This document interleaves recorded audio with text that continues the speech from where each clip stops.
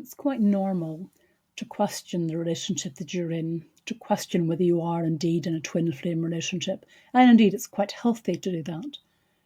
One of the difficulties in understanding whether it's a karmic relationship or a twin flame relationship is that both can appear quite similar, particularly at the start. Both have got an incredible energy. You have met this karmic partner, perhaps because of a previous soul contract, because of a previous connection. And in part, it is about growth. In part, that partner is there and you are there for them to teach each other something about relationships. But the karmic relationship will turn sour. The karmic relationship will turn toxic, unlike the twin flame relationship.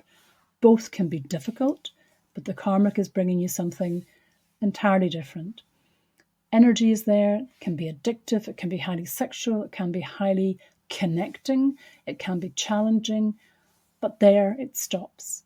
A twin flame relationship is forever. A twin flame connection can never be severed.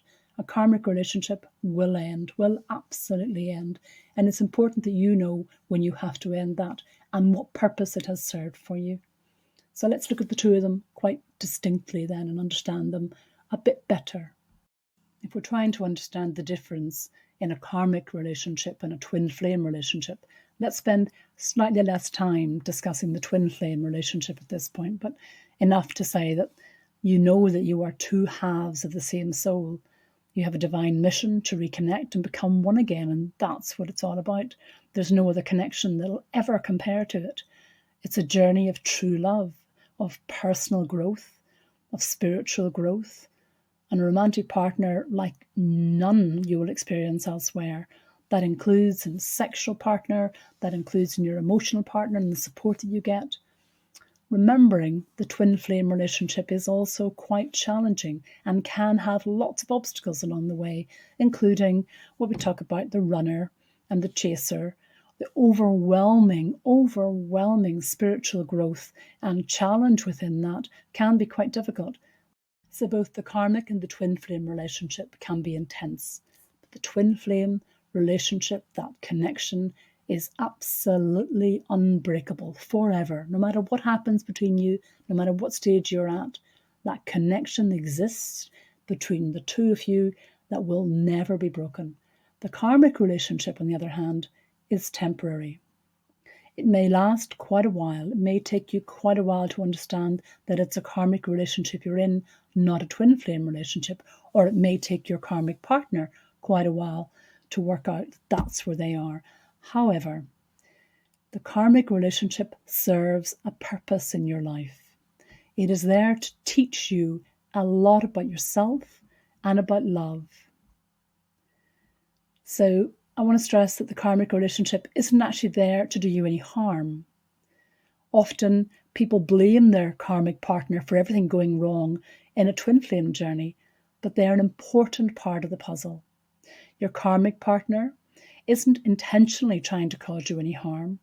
They might even be on their own twin flame journey with someone else and not know it. So we should handle those connections with respect and end them properly. Otherwise, you're just going to bring further bad karma back into your life and set your own twin flame journey back. So those karmic love relationships are the embodiment of karma, usually from your past lives. And they come to you because you have work and healing to do on yourself. And your twin flame union can't happen until you do that. Often your karmic partner will push for that.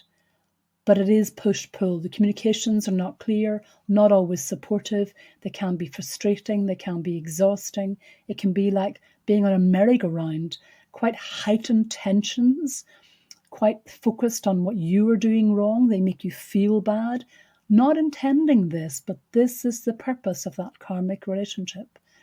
It's a common experience. They're holding you back, but it's not their fault or yours.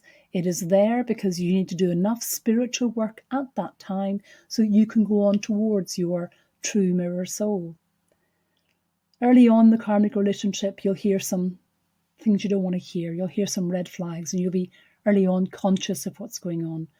And that continues as the relationship develops. So when these red flags are telling you early on that something isn't quite right, listen to your gut at that stage. It will grow into a sense of frustration, and you may still be addicted to this person in many ways.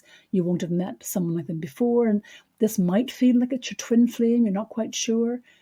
But the communications between you will not be clear. There will not be the empathy between you or the telepathy between you that will exist with you and your twin flame.